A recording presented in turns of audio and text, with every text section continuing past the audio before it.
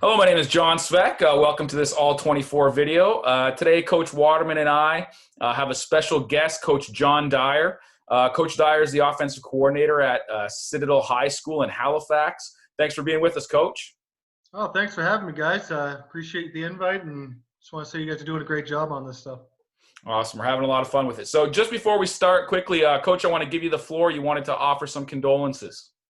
Yeah, we had a pretty tragic loss in the Mount A football community, and I just want to give a big shout out to all the former players and coaches and fans and alumni and the school that had a close connection to Jared. And I just want to say it's real tragic, and I hope that everyone reaches out to their loved ones and keeps in touch with former players and teammates, because it's important.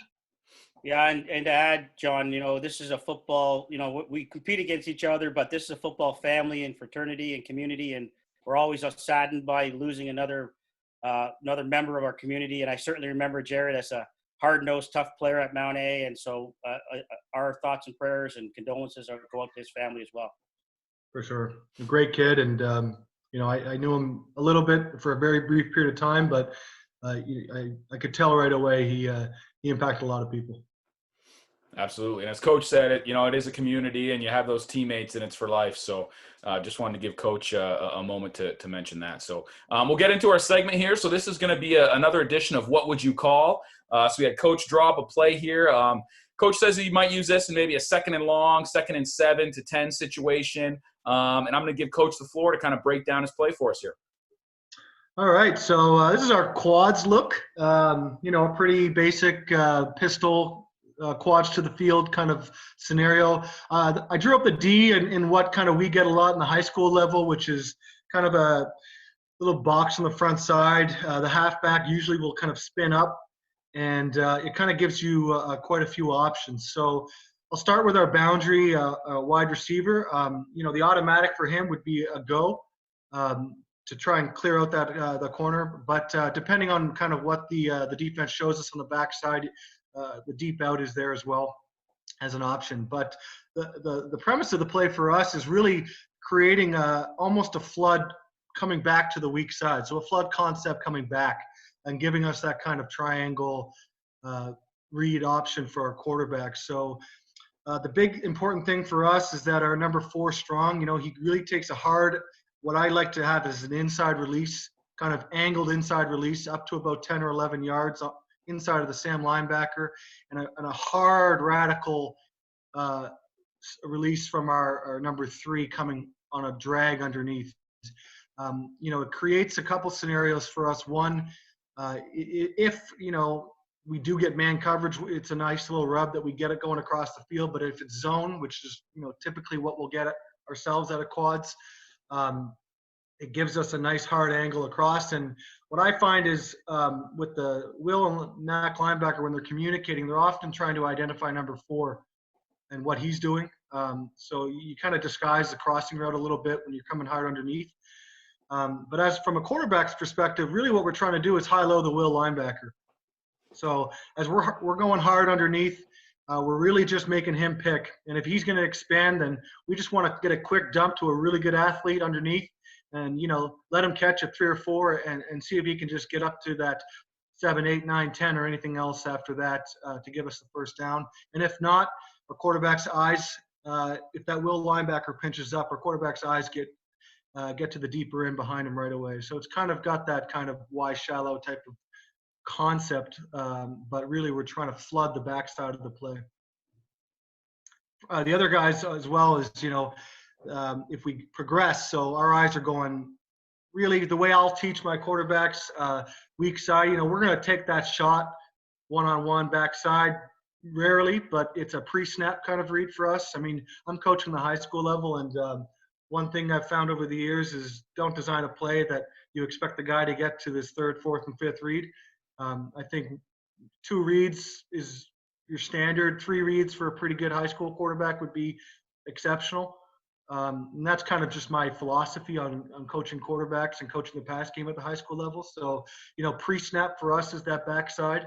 After that, we're working the shallow to the deep end and then backside to the dig. that go route is really a free safety key. So when we come to the line of scrimmage, our first responsibility for our quarterbacks is identify the free safety.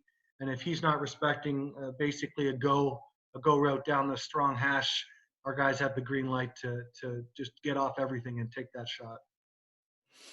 It's phenomenal. That's a great explanation, Coach. And Coach Waterman, any follow-up questions to keep us going here? No, I thought it was a great job in explanation. I think you're bang on when you're talking about the level you're at in terms of not trying to put too much on the quarterback in terms of reads. I know a lot of coaches listening talking about they want to know, with young quarterbacks at the high school level, how many reads can you give them? So I think you're bang on in talking about that. And I love the fact that you got a progression through this. So it's well explained. I can see now. So what kind of success have you had at this with this play over the years? Quite a bit. And, I think what's given us a lot of success is the front side of this play, the quad side. That's been pretty stagnant for us. But what we do with that backside receiver has kind of expanded this quite a bit for us. So we do like to isolate our guy. That, it's my W in the system that I run, but that ISO to the boundary receiver, he doesn't have to be, he's not always our number one guy.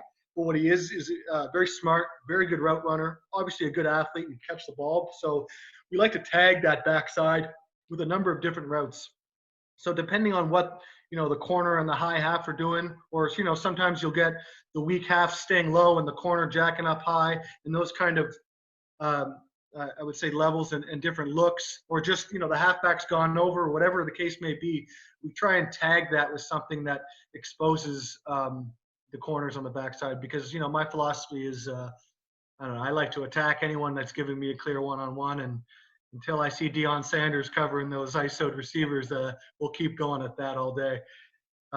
So for us, it's always just kind of making sure there's options. And so for our quarterbacks, as they get up, we may actually tag that. It may not be an automatic conversion. It may be tagged like a week out, where that line breaks off there. Maybe he gets covered up or he falls or something's not right. Our quarterback comes and he gets back to his regular kind of progression of the drag and the deep in, because that's kind of what's really important for us, is just making sure the rules are clear and what our expectations are. But, we run a lot of quads, but, I'm a big believer in just having a few concepts. I know Coach Schneider was on your podcast the other day talking about keeping things, I would say, less is more is kind of some of this, what was talked about. And I'm a big believer in that. We probably only have 2 or 3 drop back concepts in our quads look, and maybe 1 or 2 quick games. So it's not necessarily about, the number of looks we have, but just making sure we're really good at this and how we execute this play. We move on to the next one and get really good at that. And on each play, our quarterbacks understand, generally speaking, where they should go with the ball, depending on what they see. And sometimes at the high school level, I have to tell them what they see. It's not, you're not. I am a believer that, the quarterback's got a lot of stuff going on, and when they're 16, 17, 18 years old, if you're expecting them to come off the field and tell you what the coverage was every play, I think you're maybe wishing a little bit on that one. Yeah. No, that's phenomenal, Coach. And I really like the concept. I enjoy it. The idea of overloading one side and then bringing guys back. It's something defensively you have to have your rules really sharp, and looking at it from a defensive perspective, it would take a lot of work for that communication to make sure you're sharp on that. So I really enjoyed your explanation. That was great. Thank you. And the only other thing I'd add is just, if you have a pretty consistent run game, whether it's some sort of inside zone or even like a one back power or something like that, and you run that a few times, the Will and Mac, they have so many run responsibilities in this look that, sometimes when you get all these crossing routes and stuff going on, their eyes, especially at our level, are just too focused in. So if that Will has flat responsibility or has to chase that dragger, and, even if you get a little play action look at the start of this play, normally you're okay to unleash a really good athlete dragging across the field, and it's a good place to get them going. Phenomenal. That's a great breakdown, Coach. Appreciate you having you on here. Awesome. I appreciate it, guys, and I hope you guys continue this, because I'm learning a lot just myself watching YouTube, bringing on all your guests, and I'm looking forward to where this goes. Awesome.